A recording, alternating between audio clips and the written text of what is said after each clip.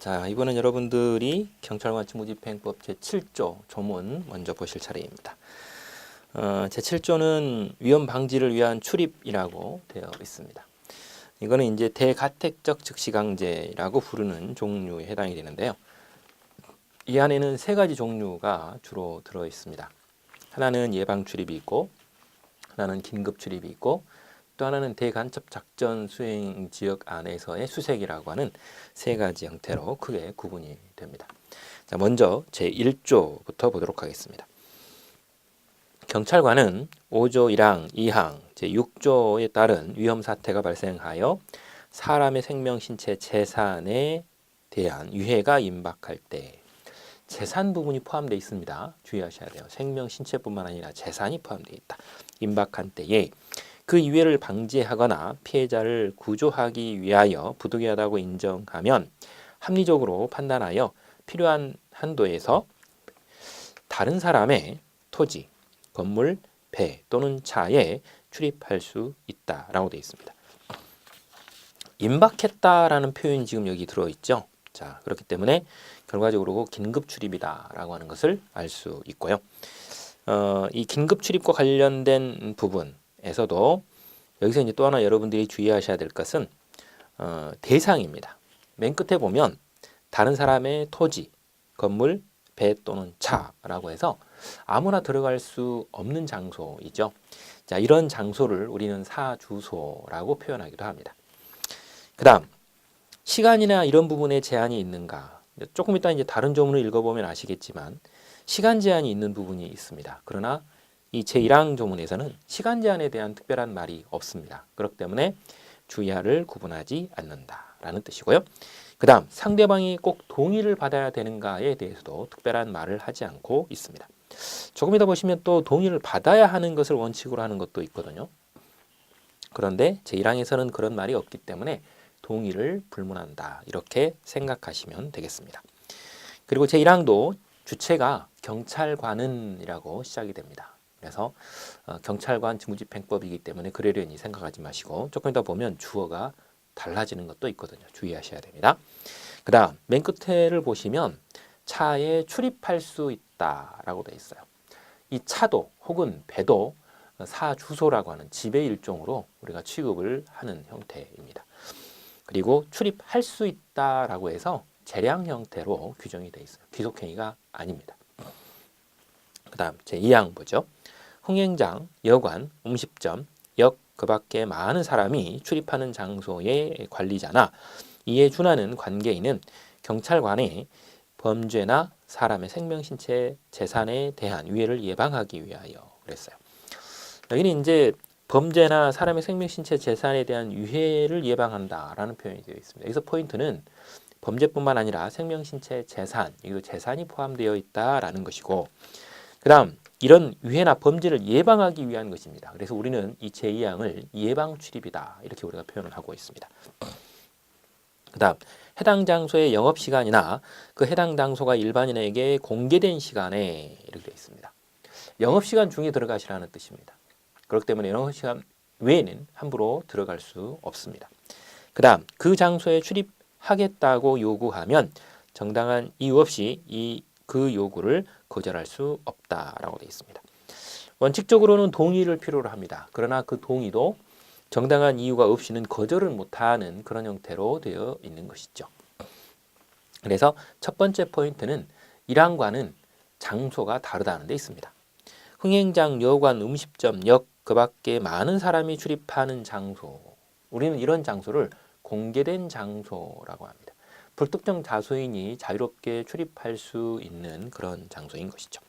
그 다음 시간적인 부분에 있어서도 방금 전에 지적했던 것처럼 영업시간 중에만 들어가실 수 있습니다. 그것도 정당한 이유가 있으면 거절하실 수도 있습니다. 자, 그렇기 때문에 세 가지의 특징이 있다라는 점을 꼭 알아두셔야 됩니다. 그 다음 제3항으로 가보죠.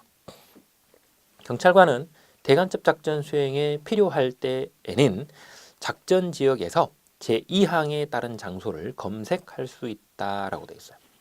이게 바로 대간첩 작전 지역 안에서의 검색 내지는 수색이다 이렇게 우리가 표현을 하고 있습니다.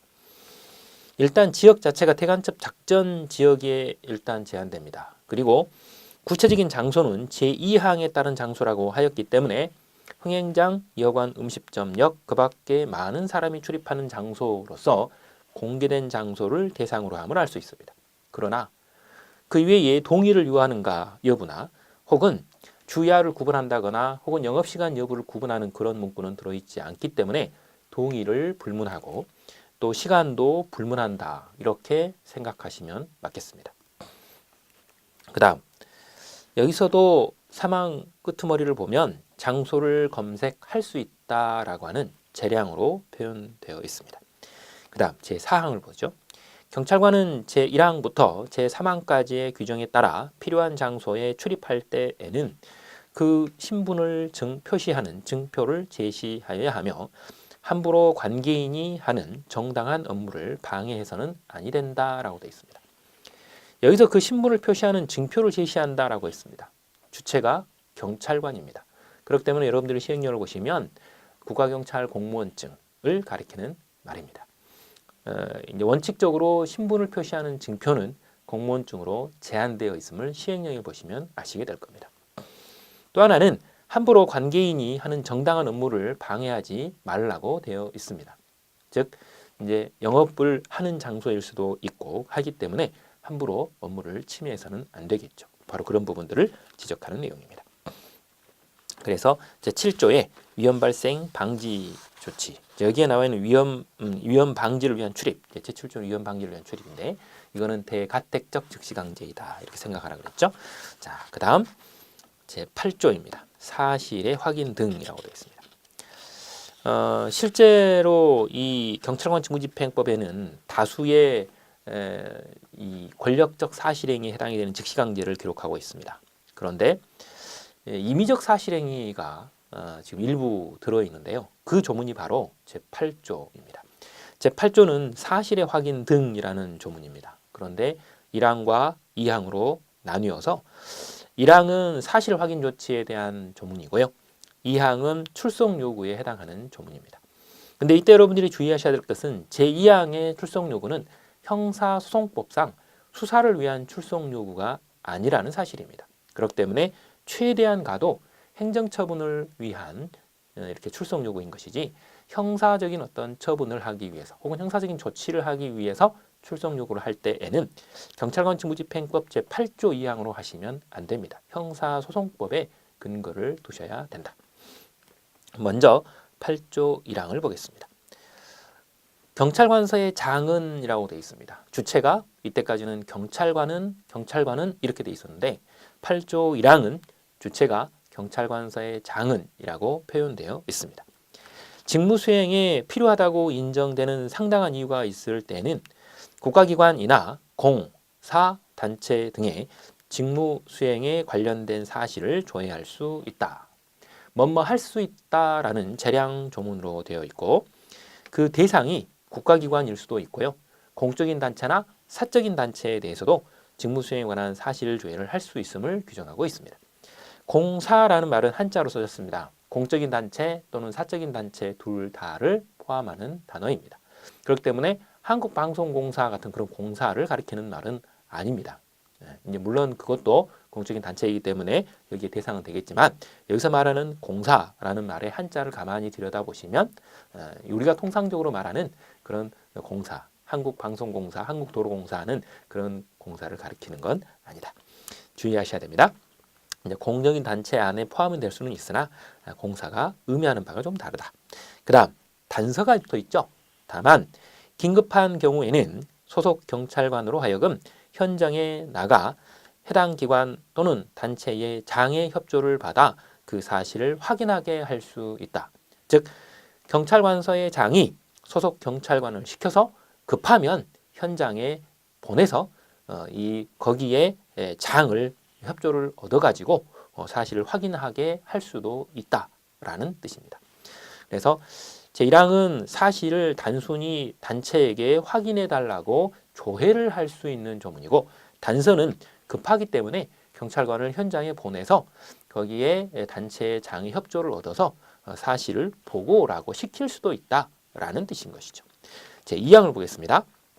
경찰관은 다음 각호의 직무를 수행하기 위하여, 그래서 1, 2, 3, 4호가 있죠. 이 네 가지 이 직무를 수행하기 위하여 필요하면 관계인에게 출석해야 하는 사유, 그리고 일시, 그리고 장소를 명확히 적은 출석 요구서를 보내 경찰관서에 출석할 것을 요구할 수 있다라고 되어 있습니다.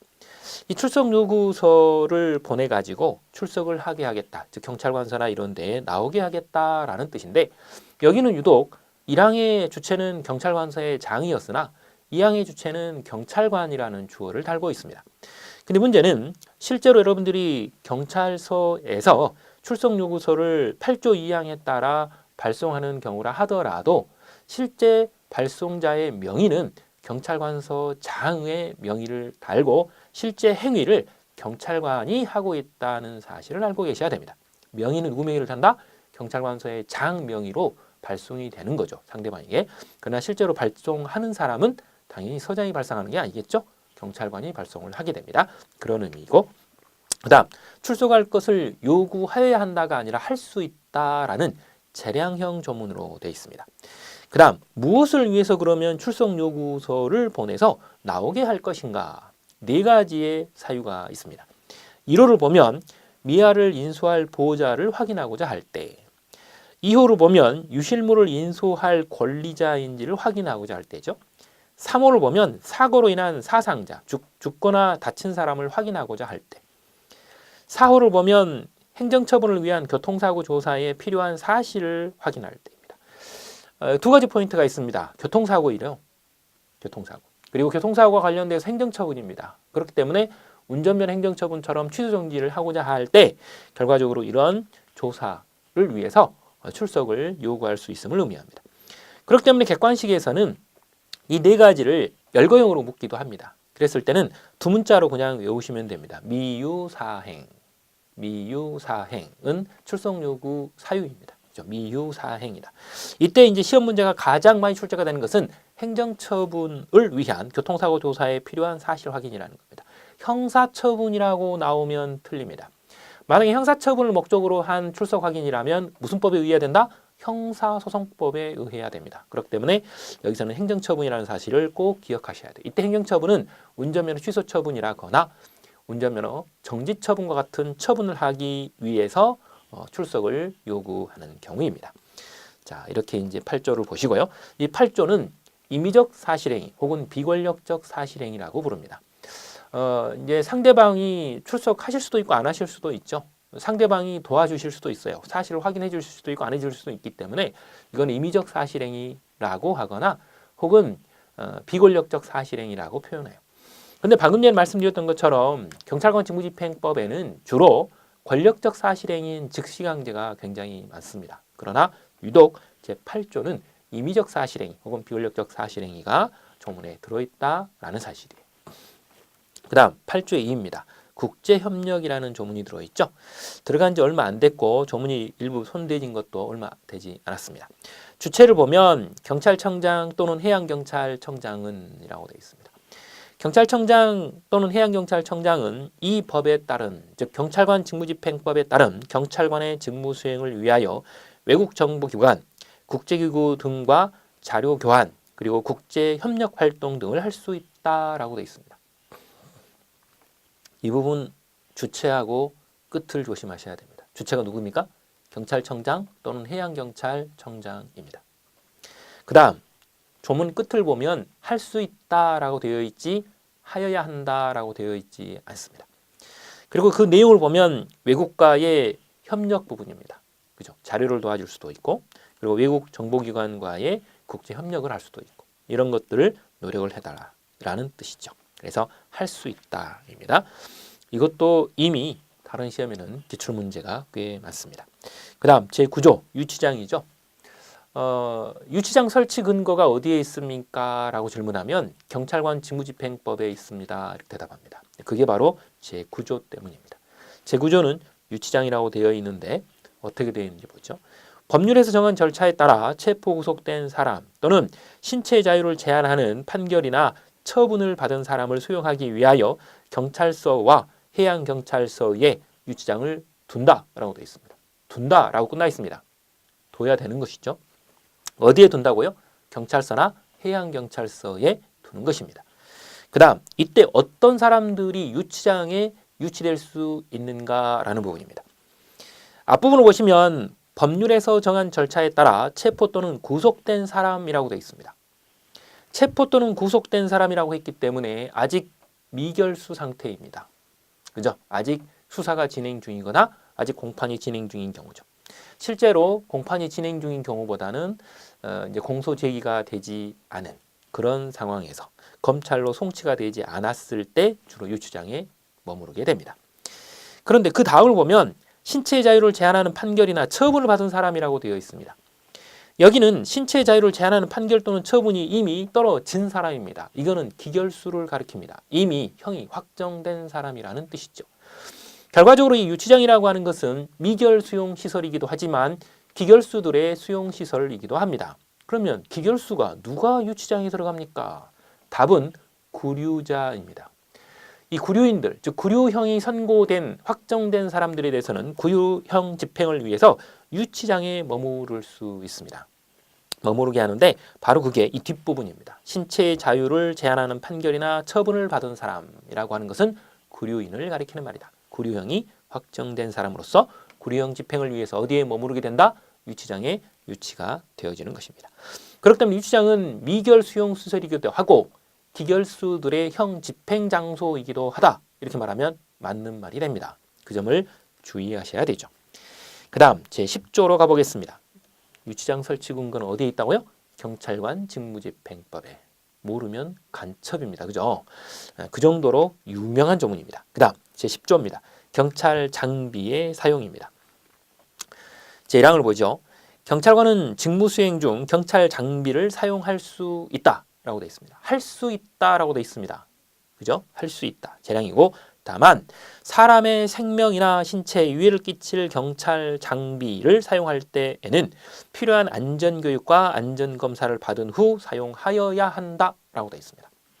앞부분에는 사용 요건이 되었을 때 직무 수행을 위해서 사용할 수 있다는 재량형 조문으로 되어 있고 단서를 보면 사람의 생명, 신체에 유해를 끼칠 장비, 이걸 다른 말로 위해성 경찰 장비라고 하는데 이 위해성 경찰 장비를 사용할 때에는 안전교육과 안전검사를 받은 후 사용해라 라는 뜻입니다. 맨 끝에는 사용하여야 한다라고 되어 있습니다. 할 수 있는 게 아닙니다. 안전교육 꼭 받으시라는 뜻입니다. 그죠? 그 다음 또 하나 주의할 점은 단서에 보면 사람의 생명, 신체, 재산에 유해를 끼칠이라고 표현하지 않습니다. 재산이 포함되어 있지 않다라는 사실입니다. 주의하셔야 됩니다. 재산이 없습니다. 이때는. 그리고 이런 장비를 뭐라고 한다고요? 위해성 경찰 장비라고 표현합니다. 그 다음 제2항 보이죠? 제1항 본문에서 경찰 장비란 무기, 경찰 장구, 체루제, 그리고 발사장치, 그리고 이제 살수차, 감식기구, 해안 감시기구, 통신기기, 차량 선방 항공기 등 경찰이 직무를 수행할 때 필요한 장치와 기구를 말한다. 이게 경찰 장비의 아주 기초적인 개념입니다. 그런데 이 경찰 장비라는 개념에는 경찰이 사용하는 모든 장비가 다 들어 있습니다. 무기부터 거기 맨 끝에 보면 항공기, 선박, 차량까지를 모두 다 포함하는 것이다. 이렇게 아시면 됩니다. 그리고 체류제와 그 발사장치를 포함합니다. 그죠? 자, 그래서 구체적인 경찰 장비의 내용들은 이게 대통령령인 위해성 경찰 장비 사용 기준 등에 관한 규정을 보시면 또 나타납니다. 그건 뒤에 또 조문이 나오니까 그때 또 보도록 하죠. 그 다음 제3항 경찰관은 경찰 장비를 함부로 개조하거나 경찰 장비에 임의의 장비를 부착하여 일반적인 사용용법과 달리 사용함으로써 다른 사람의 생명, 신체에 유해를 끼쳐서는 아니 된다라고 되어 있습니다. 이 제3항을 우리가 줄여가지고 뭐라고 하냐면 임의 개조 금지라고 우리가 표현합니다. 함부로 장비를 바꾸지 말라 혹은 거기에 임의적으로 장비를 또 다른 걸 붙이지 말라라는 뜻입니다. 그리고 이때 주의하셔야 될 것은 다른 사람의 생명, 신체에 유해를 끼쳐서는 아니 된다라고 되어 있지 재산이 포함되어 있지 않다라는 사실입니다. 그리고 여기서 이제 일반적인 사용용법과 다르게 사용하지 않아야 됩니다. 이게 다르게 사용하게 되면 이렇게 피해가 발생될 가능성이 높기 때문이죠. 그 다음 제4항 위해성 경찰 장비는 필요한 최소한도에서 사용하여야 한다라고 합니다. 우리는 이걸 비례 원칙이라고 표현합니다. 비리 원칙은 경찰관 직무집행법 1조 2항에서도 천명한 바 있으나 위성 경찰 장비에 대해서는 사람의 생명, 신체에 유해가 상당히 크기 때문에 또다시 별도의 조문으로 필요한 한도에서만 사용하시라고 별도의 규정을 두고 있죠.